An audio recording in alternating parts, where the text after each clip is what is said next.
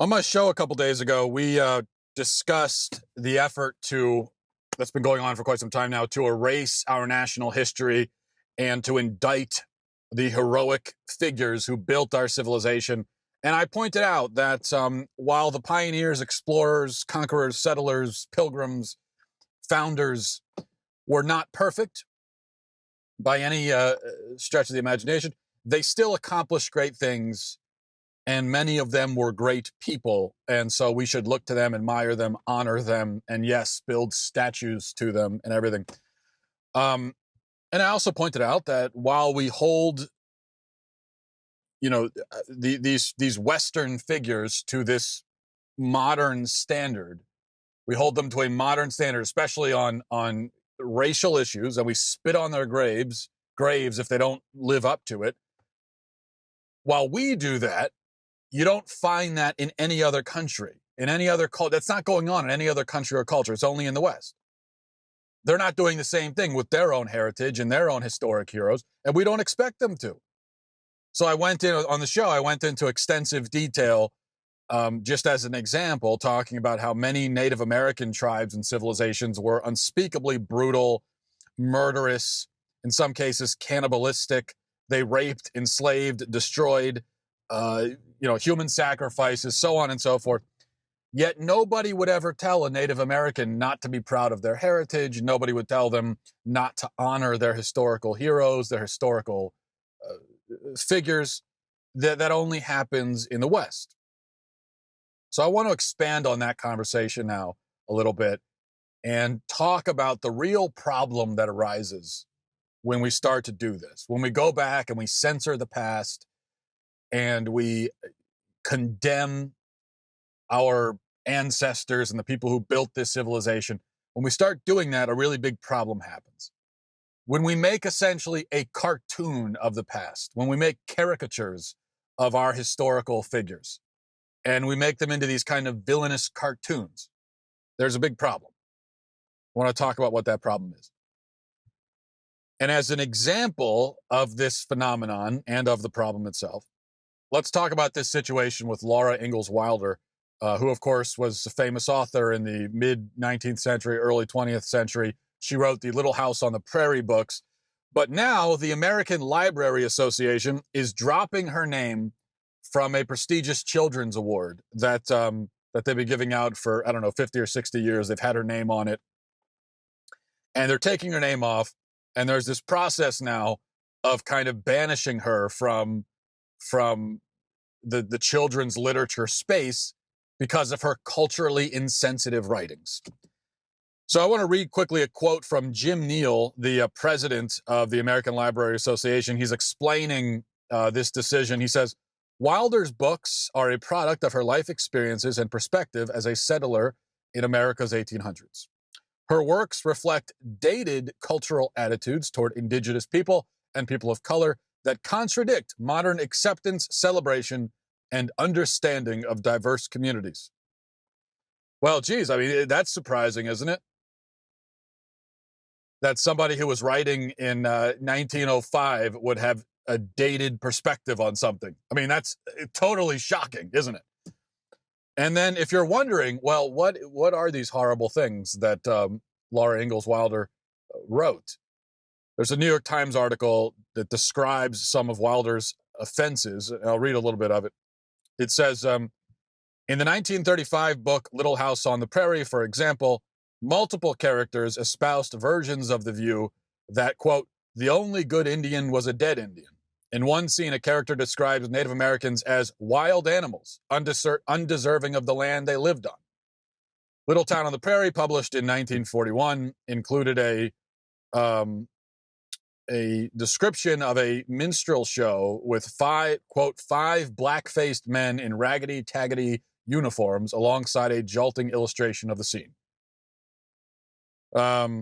Debbie Reese, a scholar whose writing and research focuses on portrayals of American Indians in children's literature, says there's this very subtle but very clear fear generated throughout the books.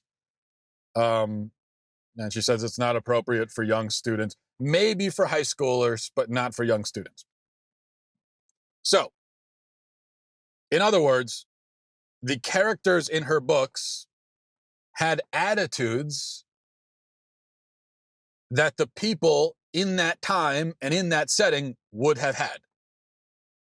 And that's a problem. You see, because we're not allowed to acknowledge that anymore. We have to hide our children from it in shame. We have to shield them from it. You think about all the things we don't bother shielding children from anymore. I mean, it's like you've got people, parents and particularly school administrators and teachers who think there's nothing wrong with introducing children to the most depraved sexual ideas and sex acts imaginable at very young ages. But, oh no, an unflattering portrayal of Native Americans in a children's book. Well, that is just, no, we can't do that. So, of course, all these books have to be gotten rid of, and any person, well, any white person, we should say, who may have possessed such attitudes back in the day must be posthumously exiled from polite society. That's what we're doing. And it's complete madness. I mean, it is total madness to be doing this.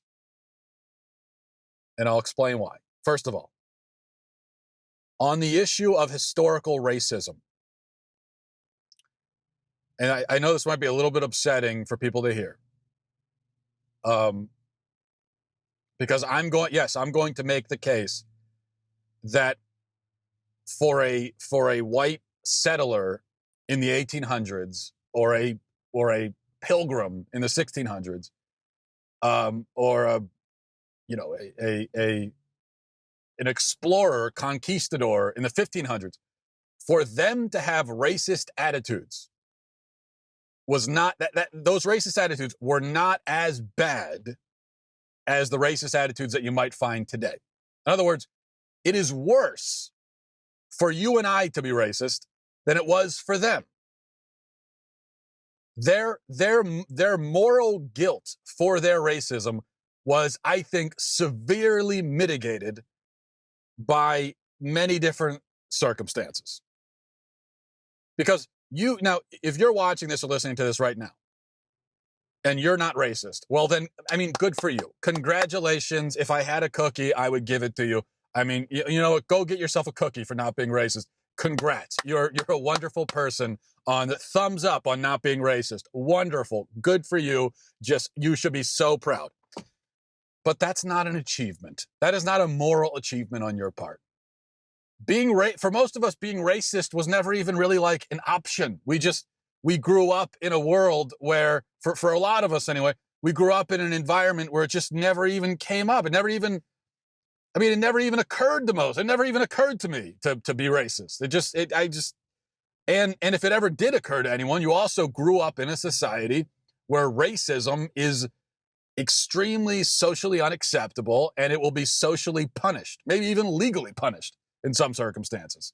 So it was never really occurred to anyone to be racist. That's not the world that we live in. So it means you deserve absolutely no credit whatsoever for not being racist. That is just kind of a bare minimum thing in our society. So it doesn't afford you the high moral position that you think it does. Okay, it doesn't give you the position where you could stand up on your pedestal and look down on historical people and say, well, tisk, tisk, tisk. Look at those horrible people with their racist attitudes. I'm so much better than them. No, it doesn't give you that. It doesn't give you that position. Because the fact is this. Almost everybody in the world up until about 1960 was racist by our definition of the term. Almost everyone. I mean, they were all racist. The idea of universal racial equality is very new. It is uniquely modern. It is uniquely Western. Even now, today, currently, there are many places in the world where that does not exist. There are many places in the world where racism is still mainstream, and most of those places are non-Western places. Racism was and still is incredibly common in some non-Western, non-white cultures. But let's look at this historically. Prior to the mid-20th century, racism was largely a given for most people across the world, across the races. I mean, if you think for a minute that this was unique to white people, then you really are just an incredible fool. And I don't mean that as an insult. I just mean that you really are a fool. I mean, some people are fools, and you'd be a fool, a complete, total fool who's never read a book in your life if you actually think that. No, this is not just a white person thing. Even the people that we credit with being reformers and progressives when it comes to racial issues, even they would be, if you were to take those people and pluck them from their home in, the 19th century or the 18th century, whatever, if you were to take them and then put them into 2018, they would be slobbering backwards, insane bigots by our standards today. Abraham Lincoln is credited with freeing the slaves. Well, you know what? He was also an avowed racist. He's on the record saying he doesn't believe that blacks and whites are equal. He doesn't want to see social or political equality. In fact, what he wanted to do is he wanted to ship all the slaves back to Africa. Now, if you were to take that position, and Abraham Lincoln is admired by almost everyone as being this, someone who believed in equality and so forth. But if you were to take Abraham Lincoln and put him in 2018 and have him run a campaign on one of his campaign platforms is, well, white and black people aren't equal. Let's ship all the black people back to Africa. Well, I don't think we'd be celebrating him anymore, would we? By the way, General Grant was probably less racist than even Abraham Lincoln, but he was also an anti-Semite. Famously, Grant issued an order expelling all the Jews from the areas that he controlled in western Tennessee. And again, he's looked at as a figure of, a basically progressive figure when it comes to race, and as someone who helped to liberate the slaves. But this is how ingrained this kind of bigotry was. That doesn't make it okay, but it does put it into context. We have to see it in the context of the time. And so, no, if everybody in the world is racist, and that's just how you looked at the world, does that make racism okay? No, it doesn't. Does it severely mitigate your personal moral guilt for being racist? Absolutely it does. I mean, is it really so shocking? Think about it. Today, we look at we have a very global perspective of the world today. We look at the world as a world. We see, and there is no race but the human race and so forth. I mean, we're all one species, we're all one race, and it's all one world, and that's how we see things. And it's correct. That's the correct way to see things. We also have an understanding of biology and science. We have an understanding that historical people didn't have. And we also have a perspective that they didn't have. They didn't have a global perspective. They didn't think of the world as the globe. They thought of the world as the area where they live. They thought of the world as their civilization, their culture. So,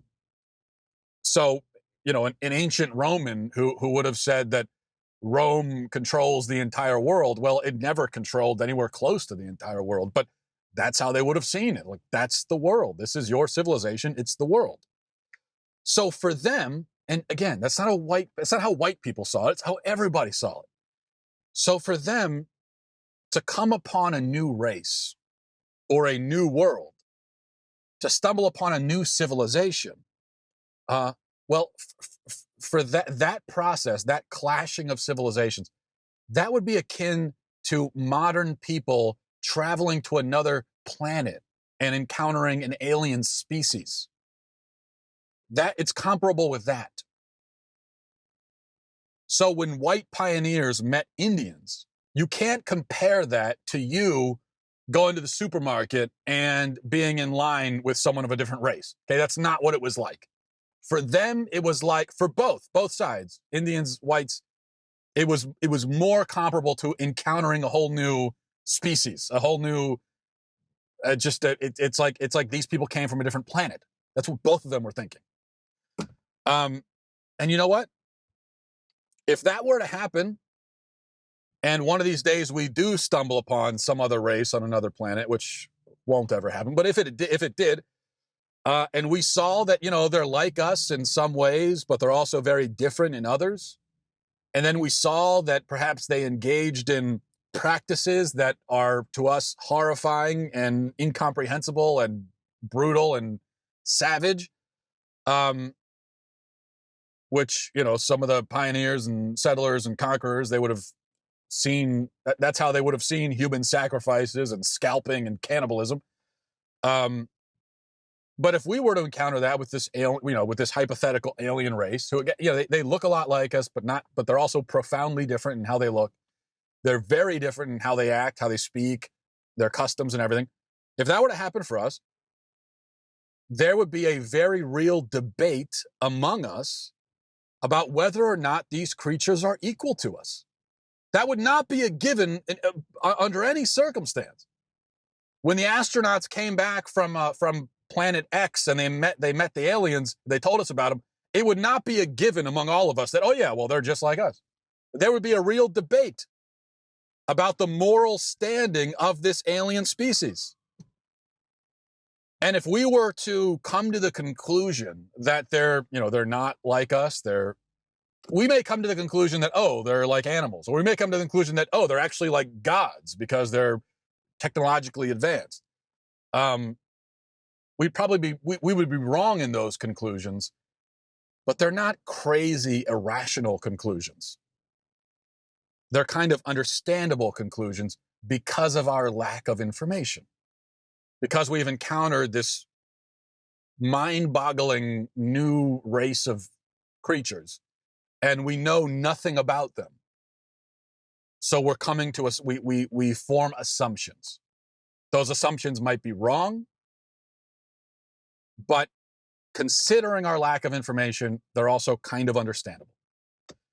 So for people in history, white, black, brown, all races, for them, when they met, that's what it was like. It was like encountering an alien from outer space. It was not immediately obvious to these people, to them, that the other people were equal. And you could sit there and you could say, well, that's unacceptable. They should have known better. But that's the key. Known. They didn't know. They were ignorant. They didn't have all the information. You have all the information. And you live in a society where racism is totally unacceptable. They don't have the information, and they live in a society where it's just a given.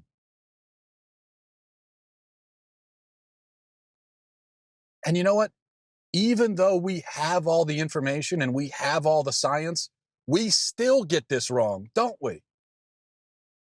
We still, even now, we still make the same mistake, because half of the people who are shocked at Laura Ingalls Wilder for having unflattering views of Native Americans, half of those people would look at unborn human beings and say, well, they're not really people. And they have no excuse. They have all the information. They have the scientific enlightenment. And they're still making the same mistake that they condemn Laura Ingalls Wilder for, or they condemn the Pilgrims for. Well, guess what? The Pilgrims had an excuse. You don't. Second thing, the other really big problem with this attitude of erasing our past and turning historical figures into cartoon villains and refusing, and refusing to look at their sins in proper perspective. The other problem is that we lose the opportunity to learn from the past and to learn from these people. And I don't mean, well, learn from the past or you're doomed to repeat it. I don't mean that. That's not what I'm talking about. I don't really like that. I've never liked that phrase, honestly, because it carries with it an implicit bias against the past. It assumes that, number one, the only lessons we can learn from the past are negative lessons. And number two, that the worst thing that could ever happen is that we end up being like our ancestors were. I don't agree with that. I think there are positive lessons to learn from the past, and I think that in a lot of ways we would be served very well if we were more like our ancestors. Not when it comes to racism, but when it comes to many other things. It's kind of like saying, well, learn from your parents or you're doomed to be just like them. Which, yeah, if your parents are bad, if you have bad, awful parents, then that's good advice. Because if your parents are awful, then the only lessons they ever taught you are negative lessons. And really the worst thing that could ever happen to you is that you end up being like them. But the past doesn't need to be a bad parent. The past can also be a good parent. And if a man has a good father, then the advice you give him is learn from your dad or you won't turn out to be the same kind of man. So there were a lot of good men and good women in the past, a lot of heroes.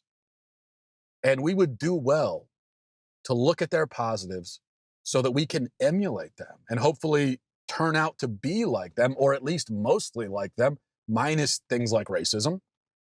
That's not to say that we should idolize the past. We shouldn't do that either, but I don't think there's not much of a temptation these days to idolize the past. There's much more of a temptation to idolize the present and the future and to assume that whatever is now must be better and whatever happens tomorrow must be better still. Now that's an idol that is making an idol of the present and future, and I would submit that that's even worse in some ways than ancestor worship. But I'm not talking about ancestor worship. I'm talking about looking at our ancestors in context, in perspective, and accepting that there were great men and women in the past, even if they had flaws, even if they were racist, there were still great men and women, and we could learn quite a bit from them. We could learn positive lessons from them if we would look at them and stop turning them into cartoons and saying, oh, they were just all racist, so they were terrible, and that's all they were. I mean, we're taking these complex people who did incredible things and we're boiling everything down to, oh, they were racist, not understanding that by that logic, we have just dismissed everybody in history. Not just them, but everybody. If on that basis we can dismiss an entire person from the past, then we're dismissing basically everybody. The Little House on the Prairie is a perfect example. Because you could look at those books, or a child could especially, and you could learn quite a bit about family values, hard work, responsibility, self-sacrifice. Yet we throw all those lessons away. We dump them down the drain because a child may also learn that people of that time had unflattering views about other races. And I find that very foolish because we're getting rid of all the positive lessons because of one bad thing. And take a figure like someone I personally admire, Stonewall Jackson. He was a man of incredible integrity, an intensely religious man, dedicated to his wife, to God, to his men. He was a brilliant military commander. I think the best in the Civil War, one of the best in American history, one of the best in Western history. And we could look to him and we could learn quite a bit. We could learn positive lessons from him. This country would be a better place if there were more men like Stonewall Jackson in it. But there won't be. Because we take Stonewall Jackson, we tear down his statues, we look with contempt upon him, we make him into this ridiculous stereotype of a racist Southerner, and all the positives that he could teach us, we just throw away. We just toss them into garbage because of the racial issue, everything else. So we take that, that's what he becomes, everything else, throw it in the incinerator. And we do this with almost every white historical figure. We drain the value, the educational value, out of every historical figure, every era, every event, by making them into easy villains. We lose the whole point of the history book when we erase everything in the history book and we replace it with sketches and crayon, which is essentially what we've done. And most people now, and most children are being raised to have this cartoonish, drawn in crayon perspective or view of guys like Stonewall Jackson or Laura Ingalls Wilder, or she wasn't a guy, but you know what I'm saying. To have this sketched in crayon view of these historical figures. And so we are cheating ourselves out of the opportunity to learn. And we're cheating them out of the legacy that they have earned through the kind of people that they were and the achievement, the things that they accomplished. And I think it's a terrible mistake. Well, I'm on vacation for the next week. So have a good week, everybody, and I'll talk to you in a little while. Godspeed.